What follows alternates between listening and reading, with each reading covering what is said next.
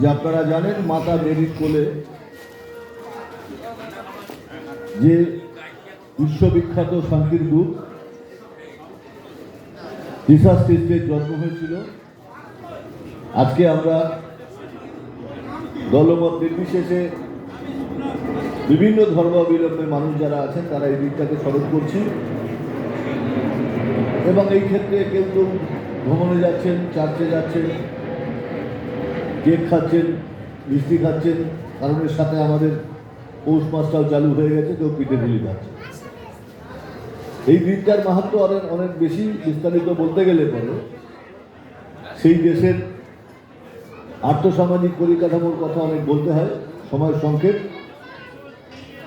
এই মঞ্চে আমি এমন একজন মানুষকে পেলাম যিনি আমাকে উদ্বুদ্ধ করেছিলেন যে অনেক কাজ করো ভাই, কিন্তু রক্তদান শিবির আয়োজন করো, তোমার কাজের পরিধি বাড়বে, মানুষের কাছে তোমার গ্রহণযোগ্যতা বাড়বে। তিনি আমাকে একটা মন্ত্র দিয়েছিলেন, যত বড় শিবিরই করো না কেন বেসরকারি সংস্থার কাছে রক্তটাকে বেচে দিও না। সব বেসরকারি সংস্থা বা সব উদ্যোক্তা খারাপ এ কথা বলছি না, কিন্তু এরপরে যেটা জানাতে চাই, আমি যেদিন থেকে আমার ওয়ার্ডে রক্তদান শিবির শুরু করেছিলাম, প্রায় 200 মতো রক্তদাতা স্বতঃস্ফূর্তভাবে রক্ত দিতে আসতেন, এবং বিগত বেশ কয়েক বছর ধরে করোনার 2 বছর বাদে আমাদের জেলার রক্তদান শিবির যতগুলো সংগঠিত হয়েছে তার মধ্যে ছোট শিবিরের মধ্যে আমরা ছিলাম প্রথম। অতঃপর একটু পিছিয়ে পড়েছি, আবার এগোবার চেষ্টা করছি। অপূর্ব দাস সেই রকম একটা মানুষ যিনি এই রক্তদান উৎসব বা রক্তদান আন্দোলন এবং মানুষের পাশে দাঁড়াবার বিপদের সময়ে, শারীরিক অসুস্থতার সময়ে, দুর্ঘটনার সময়ে সব থেকে অতি প্রয়োজনীয় যে জিনিসটা দরকার সেটা হলো রোহিত কণিকা, এই রক্ত। অপূর্বদা এই বিষয়টা নিয়ে একজন এক্সপার্ট, বিভিন্ন ক্লাব সংগঠনের সাথে তার আর্থিক যোগাযোগ। আজকে এখানে পেলাম, আমার অতীতের স্মৃতিচারণা করতে বাধ্য হলাম, এটা আমার পরম কর্তব্য বলে মনে করে থাকি। এইবার এই মঞ্চে উপস্থিত আছেন আমার অত্যন্ত কাছের মানুষ জয়া ঘোষ, যিনি একটা বর্ধিষ্ণু সংসার চালিয়েও মানুষের সমাজ কাজ করার চেষ্টা করেন, এটা একটা ধন্যবাদযোগ্য ব্যাপার। আমার অত্যন্ত সহযোগী, যদিও একটা অন্য মাধ্যমে, সেই শুরুর 78 সাল থেকে আমরা দুজন একসাথে কাজ করতাম। নজরুল ইসলাম এখানে বসে আছেন, কোথায় দিগবেরিয়া, কোথায় হুমায়ুপুর, কোথায় রহুন্ডা, কোথায় পানিয়ালা, কাপাসিয়া, নজরুল ইসলাম আর আমি কাজ করতাম। সেই সময় কিছু মানুষ বলতো এই সেই নজরুল ইসলাম, আর আমার যেহেতু গাড়ি নেই আমাকে রবীন্দ্রনাথ বলতো। যাই হোক, এটা একটা মেলবন্ধন। এখানে উপস্থিত আছেন আমার বন্ধু, কম বেশি সমাজের কাজ করে, মানুষের পাশে গিয়ে দাঁড়ায়, যদিও আমরা বকাবকি করলে পরে, না হলে সহজে বেরোতে চায় না, গোপাল ঘোষ। অ্যাঙ্কার সুজয় পাইক আমার বন্ধু, ভালো একজন সমাজকর্মী, অন্য একটা মাধ্যমে আছে, আমাদের মতো মাধ্যমে আছেন। আর এই নজরুল সঙ্গে বন্ধুরা প্রত্যেকের সাথে আমার একটা ব্যক্তিগত সম্পর্ক, আত্মিক সম্পর্ক। ডাকলে পরেই আসতে মন চায়, তাই এসে পড়ি এবং কিছু কথা বলে যায়। আমি প্রথমে একটা ক্ষোভের কথা বলি। সেই ক্ষোভের কথাটা হচ্ছে যে আমি বিগত বেশ কয়েক বছর ধরে একটা কথা বলছিলাম, এটা ইতিহাসের প্রয়োজনে। আজকের শাসকরা যে রংবাজিটা করছেন অস্ত্র ভাণ্ডার নিয়ে, অস্ত্র সম্ভার নিয়ে, আমি বলেছিলাম যে এপিজে আব্দুল কালামের নামে একটা কিছু করার জন্য, আজ পর্যন্ত হলো না। একটা ফটো ক্লাব ঘরে জায়গা পেয়েছে কিনা আমি জানি না, শুনলে অবাক হয়ে যাবেন। আজকে ধর্মান্ধতায় উন্মত্ত কিছু মানুষ যারা দেশকে নতুন কিছু দিশা শেখাবার চেষ্টা করছেন, দেওয়ার চেষ্টা করছেন, তারা অতীতটাকে মুছে দেওয়ার চেষ্টা করছেন। এটা হচ্ছে সেই ইরানের বামিয়ান আক্রমণের মতো, ইরানের তালিবান আক্রমণের মতো। আমাদের আর্থসামাজিক কাঠামোর পরে এরকম একটা বুলডোজ চলছে। আমি তাই বলবো যে এরকম কয়েকজন প্রাতঃস্মরণীয় মানুষের নাম যদি বলি, তারা অনেকে হয়তো এখানে জ্বলে উঠবেন। তাদের গুণগত মান, তাদের সমাজ জীবন, অত্যন্ত গরিব ঘরানা থেকে এসছেন, তামিলনাড়ুর একটা প্রত্যন্ত গ্রাম থেকে। পরবর্তীকালে তিনি ভারতবর্ষের আণবিক বিজ্ঞানী, বিশ্বের আণবিক বিজ্ঞানী হিসাবে চিহ্নিত হয়েছিলেন এপিজে আব্দুল কালাম। এইরকম আরও 4-5 জন স্মরণীয় মানুষ যারা সায়েন্টিস্ট, তারা দেশকে কি দিয়ে গেছেন বলতে গেলে অনেক সময় লাগবে। আমি আবার বলতে চাইছি যে শুনলে শিহরিত হয়ে যাবেন। নজরুল ইসলাম আর রবীন্দ্রনাথ ওপার বাংলায় সকালবেলায় তরঙ্গ খুললে পরেই পাওয়া যায়। তারই মাঝখানে কিছু মানুষ আমাদের এই পরম্পরাকে মুছে দিতে চাইছেন, পদদলিত করতে চাইছেন। এটা এই দেশের মানুষ অন্য কোথাও গো বলয়ে কেউ কেউ হয়তো এটা নিয়ে পড়ে আছেন, কিন্তু সর্বশেষ একটা মহারণ হয়ে গেল। সেই মহারণে বাংলার মানুষ তার রাজনীতি সচেতনা, সমাজ সচেতনতার পরিচয় দিয়েছেন, তাদেরকে কিন্তু পর্যদস্ত করেছেন, প্রতিহত করেছেন। আমার একটা দোষ আছে, আমি ক্লাব সংগঠন হোক বা আমার যে মাধ্যমের সাথে যোগাযোগ, রাজনীতির মাধ্যম হোক, আমি সেখানে গিয়ে আবেগ সামলাতে পারি না। কিছু রাজনৈতিক কথাবার্তা আমার মুখে এসে যায়, আমাকে ক্ষমা করবেন। যদি ভুল বলে থাকি তাহলে আপনারা এসে প্রতিবাদও করতে পারবেন। তো এইরকম একটা জায়গায় দাঁড়িয়ে আমরা জানাতে চাইছি যে আজকে নতুন করে আমাদের স্বাধীনতার সংজ্ঞা শুনতে হচ্ছে। কেউ বলছেন 14 সাল থেকে দেশ স্বাধীন হয়েছে, অথচ আবাল বৃদ্ধ বনিতা আমরা যারা জানি, সকলে জানি যে 1947 সালের 15ই আগস্ট দেশটা স্বাধীনতা পেয়েছিল। যদিও লড়াইটা শুরু হয়েছিল 42 সালের 9ই আগস্ট।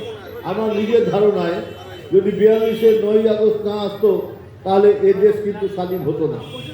প্রচুর মানুষ মৃত্যুবরণ করেছেন, ফাঁসির কাছে ক্ষুদিরাম চলে গেছেন, বাঘাযতী মানে বিনয় বাদল দীনেশ, চিত্তরঞ্জন দাস, বিপিন পাল, এরা তো সকলে আছেই। তাই আমি জানাতে চাইছি যে আজকে নতুন করে একটা পক্ষ আমাদেরকে দেশের স্বাধীনতা শেখাতে এসছে, যাদের সেদিন দেশের স্বাধীনতা নিয়ে কোনো রকমের ভূক্ষেপ ছিল না। যারা চাটুকারিতা করেছিলেন বামেরা, চাটুকারিতা করেছিলেন তদনীন্তন সময়। আজকের যে পক্ষটাকে দেখছেন তাদের একটা অন্য রূপ চাটুকারিতা করেছিলেন। বামেরা সেদিন বলেছিলেন এই আজাদি ঝুটা হয়, সুভাষচন্দ্র বোসকে তারা কটাক্ষ করেছিলেন। বামেরা সেদিন বলেছিলেন এই কথাগুলো বলেছিলেন এবং ইংরেজের চাটুকারিতা করেছিলেন। আজকে যে পক্ষটা নতুন করে আমাদের স্বাধীনতা শেখাচ্ছেন, সেই পক্ষটাও কিন্তু সেদিন আজকে ইংরেজ পক্ষে চাটুকারিতা করেছিলেন। নাথুরাম গডসে যখন আমাদের জাতির জনক মহাত্মা গান্ধীকে মেরে দিলেন, তখন সারা ভারতবর্ষ এবং বিশ্ব মনে মনে ছি করছিলেন। আমাদের অবাক লাগে সেই গান্ধীজির হত্যাকারীকে আজকে মালা দেওয়া হয়, অথচ মহাত্মা গান্ধীর গলায় মালা দেওয়া হয় না।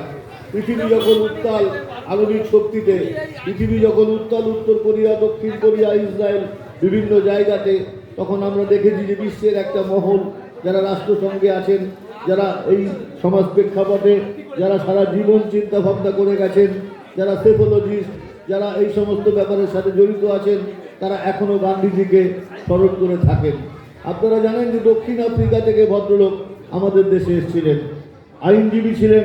পরবর্তীকালে এখানে আজকে বর্ণ বৈষম্যের বিরুদ্ধে লড়াই করেছেন, যেমনটি দক্ষিণ আফ্রিকায় করেছেন। আমি জানি যক্ষ্মার বিরুদ্ধে লড়াই করেছেন। আমি জানি গান্ধীজি গুজরাটের বুকে একটা গান্ধী আশ্রম তৈরি করেছিলেন। গান্ধীজি আরও অনেক কিছু করেছিলেন। আমি এখানে দেখছি আমার ভাতৃসম টুম্পা ঘোষ এখানে আছে। টুম্পা ঘোষকেও কিন্তু একজন প্রতিষ্ঠিত ব্যবসায়ী বলে মনে করে থাকি। আমি এই কথাটা কেন বলছি যে সেই আদি কাল থেকেই আজকে টাটা, বিড়লা এদের কাছে যাওয়া হতো যে দেশের স্বাধীনতা চাই, তার জন্য আমাদের কিছু কর্মসূচি আছে, কিছু চাঁদা দেবেন কিনা। সেই কথা কিন্তু আজও চালু আছে। অত্যন্ত বক্রাকারে সেই কথাটা চলে গেছে, বাঁকা হয়ে গেছে, এ কথা সর্বজন বিদিত ব্যাপার। কিন্তু আজকে জানাতে চাইছি আপনাদের সামনে যে নজরুল সঙ্গে যারা বন্ধুরা আছেন তারা একটু ভাববেন যে এখানকার ধর্মনিরপেক্ষতা নিয়ে যেন অন্য কেউ জ্ঞান দিতে আসে না। আমাদের রাজ্যে ধর্মনিরপেক্ষতা নিয়ে যেন অন্য কেউ জ্ঞান দিতে আসে না। কিছু মানুষ আছেন যারা নীল আকাশ দেখলে ডানা মেলেন, কিছু মানুষ আছেন কালো মেঘ দেখলে সরে পড়েন, কিছু মানুষ আছেন যারা বর্ষায় ভিজেছেন, রৌদ্রে ঘেমেছেন, শীতে কেঁপেছেন, তারাই কিন্তু মানুষের মনে থাকে। আর হঠাৎ করে যারা চলে আসেন ডুমুরের ফুলের মতো, তারা কিন্তু মানুষের মনে আসে না। তারা যত বড়ই ডেকোরেটার্সের দোকান থেকে, দশকর্মার দোকান থেকে ময়ূরের পেখম পেছনে ফেভিকল দিয়ে লাগাক না কেন, তাদেরকে কিন্তু ময়ূর কেউ বলবে না। আমরা জলে ভেজা, আমরা শীতে কাঁপা, আমরা গরমে ঘামানো সমাজকর্মী, অন্যটা বললাম না রাজনৈতিক কর্মী। আমি একটু বলছিলাম মঞ্চ পেলেই আমি কিছু ইনডাইরেক্টলি বা ডাইরেক্টলি রাজনীতির কথা বলে থাকি, তাই আমি বক্তব্য দীর্ঘায়িত করব না। আমি শুধু জানাতে চাইছি এপিজে কালামের নামে একটা কিছু করুন, হয় ফুটবল টুর্নামেন্ট, নয় তার একটা মূর্তি স্থাপন করুন। এই এপিজে কালাম 500-700 কিলোমিটারের মিসাইলগুলোকে আজকে তার দূরত্ব করেছেন কত? আজকে তার দূরত্ব করেছেন 5000-7000 কিলোমিটার। আমাদের বর্তমান রাষ্ট্রনায়কেরা আমাদের প্রতিবেশীগুলোর সাথে এমন সব ব্যবহার করেছেন যাতে তারা আমাদেরকে বিপদে ফেলে দিয়েছেন। আমাদের রাষ্ট্রনায়কদের আর কি হাজার হাজার কোটি টাকার অস্ত্র কিনতে হচ্ছে, অথচ এই হিউম্যানশিপের জন্য আমাদের দেশ গরিব দেশ।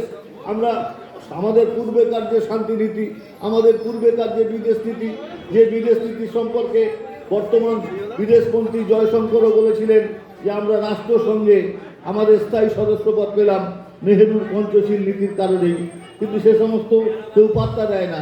তারা বলেন কিনা হিউম্যানশিপ, কেউ বলেন 77 ইঞ্চি, কেউ বলেন 56 ইঞ্চি। আজকে যে কারণে নেপাল আমাদের পরে ক্ষুব্ধ, আজকে যে কারণে বাংলাদেশ মানে দোলমনে পড়ে গেছে আমাদের সাথে থাকবে কিনা, যে কারণে চায়না পাকিস্তান আবার নতুন করে ষড়যন্ত্র করছে যে আমাদের দেশের কী করে সর্বনাশ করা যায় এই একটা মাত্র মানুষের হিউম্যানশিপ করার জন্য। আমি তাই বলি আমাদের জোট নিরপেক্ষ আন্দোলন, আমাদের বিদেশ নীতি, আমাদের শান্তির নীতি ইন্দিরা গান্ধীর হাতে, নেহেরুর হাতে সুরক্ষিত ছিল। তারপরে সেটা কিন্তু নষ্ট হয়ে গেল আমিত্ব জাহির করতে গিয়ে, বড়াই করতে গিয়ে, অথচ কোনোটাই কিন্তু তার সময় হলো না।